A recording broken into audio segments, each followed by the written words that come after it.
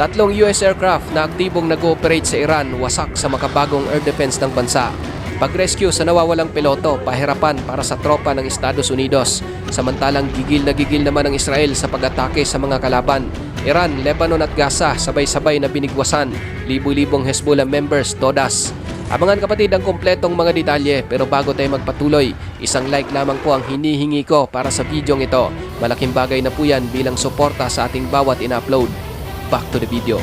A U.S. fighter jet has been shot down by Iran. 2 U.S. warplanes shot down by Iran. U.S. officials confirm that an American fighter jet has gone down in Iran and a search is underway for the crew. Noong umaga ng April 3, marami ang nagulat nang kumalat ang balita. Isang American F-15E Strike Eagle ang sinasabing bumagsak sa gitna ng teritoryo ng Iran. Hindi lamang ito isang simpleng mechanical failure, kundi isang kumpirmadong pagbagsak sa gitna ng mainit na air campaign ng US. Ito ang unang pagkakataon sa kasalukuyang digmaan na ang isang manned US fighter jet ang napabagsak sa loob mismo ng Iran, isang pangyayaring bumasag sa paniniwalang hindi matitibag ang air superiority ng Amerika sa rehiyon. Ang nasabing Strike Eagle ay may lula na 2 crew members na agad na nag-eject matapos tamaan ang kanilang aircraft. Sa loob ng ilang minuto, isang mabilis na rescue operation ang nailunsad, kung saan ang isa sa mga crew ay matagumpay na nakuha ng mga tropang Amerikano. Ngunit ang tensyon ay lalong tumindi nang maiwan at napadpad sa malalim na bahagi ng teritoryo ng kaaway ang pangalawang crew member. Nagudyok ito sa militar ng US na maglunsad ng isang high-risk combat search and rescue o yung tinatawag ding CSAR mission. Dito na pumasok ang mga espesyal na aircraft gaya ng Pave Hawk helicopters at HC-130 support planes. Ang mga Angel of the Sky na ito ay sumabak sa isang delikadong misyon upang mahanap ang naiwang piloto bago pa ito maunahan ng mga tropang Iranian. Sa gitna ng matinding banta ng anti-aircraft fire, sinuong ng mga rescue teams ang panganib upang isakatuparan ang kanilang pangakong leave no man behind.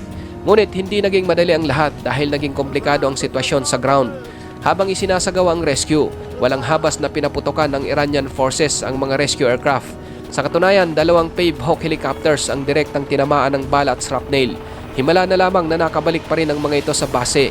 Ngunit ang pinsalang tinamo ng mga aircraft ay patunay kung gaano kamapanganib ang airspace ng Iran sa mga sandaling yon. Sa gitna ng kaguluhan, isa pang iconic na aircraft ang nasangkot, ang A-10 Thunderbolt II o ang tinatawag na Warthog.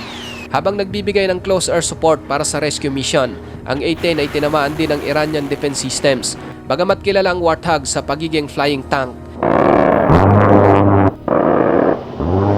Ngunit sa pagkakataong ito ay napilitan ng piloto na lumipad palabas patungong Kuwait bago tuluyang mag-eject. Ligtas na nakabalik ang piloto, ngunit ang pagbagsak ng A-10 ay lalong nagpabigat sa pinsala ng US Air Force sa araw na iyon. Habang nagaganap ang labanan sa Himpapawid, nagsimula naman ang information warfare sa social media. Mabilis na kumalat ang mga larawan ng wreckage ng F-15E at iginiit ng gobyerno ng Iran na isang mas advanced na F-35 Lightning II ang kanilang napabagsak. Layunin ng Iran ay ipakita na kaya nilang talunin ang pinakamodernong teknolohiya ng Amerika. Ngunit ayon sa mga eksperto at pagsusuri sa mga debris, malinaw na isang F-15E Strike Eagle ang bumagsak at hindi ang F-35.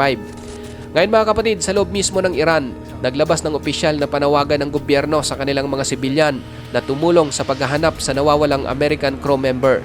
Nag-alok pa sila ng malalaking reward para sa sinumang makakahuli o makakapagbigay ng impormasyon tungkol dito. Dahil dyan, mas lalo pang na-pressure ang Amerika na mas bilisan at paigtingin ang paghahanap sa nawawalang crew ng fighter dahil hindi na lamang mga sundalo ng Iran ang maghahanap, kundi maging ang mga sibilyan na interesado sa ipinangakong reward.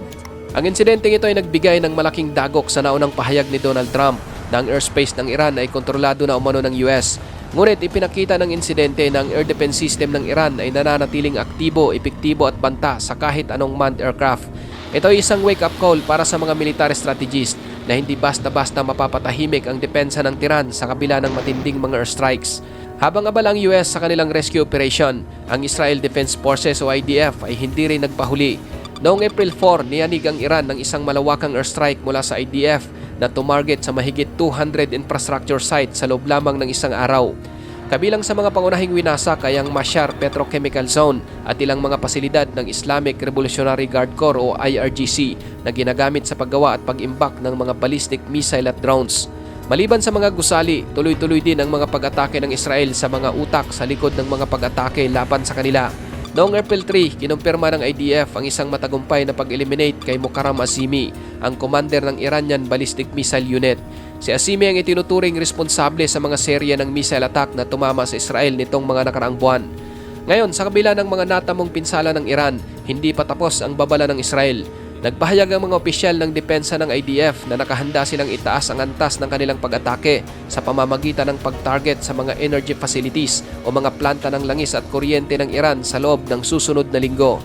Ito ay mangyayari kung hindi tatalima ang Tehran sa mga ultimatum para sa kapayapaan na maaring magdulot ng tuluyang pagparalisa sa ekonomiya ng Iran.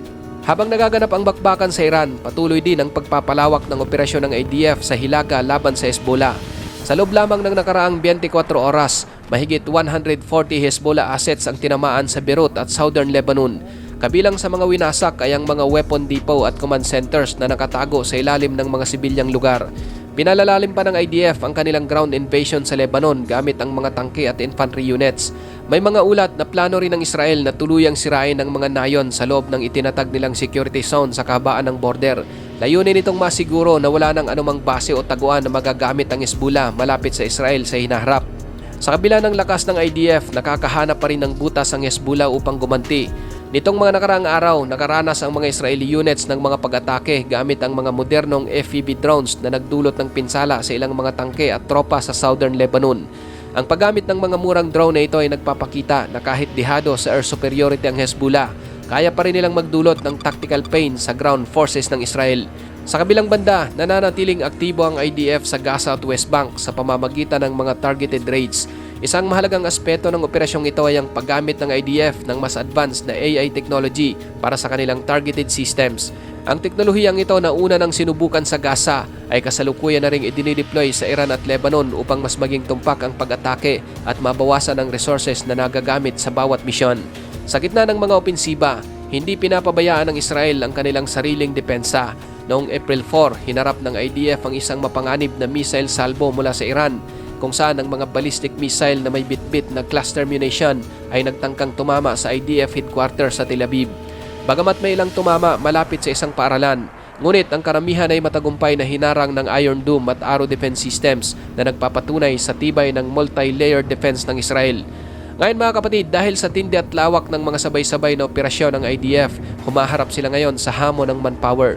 Opisyal lang humihingi ang militar ng karagdagang 12,000 combat troops at itinaas na rin ang mandatory service time para sa mga reservist. Ang hakbang na ito ay nagpapakita ng Operation Roaring Lion ay hindi lamang isang mabilisang strike, kundi isang mahaba at madugong kampanya na magtatakda ng kinabukasan ng kapayapaan o digmaan sa buong rehiyon. Ikaw kapatid, ano ang masasabi mo sa bidyong ito?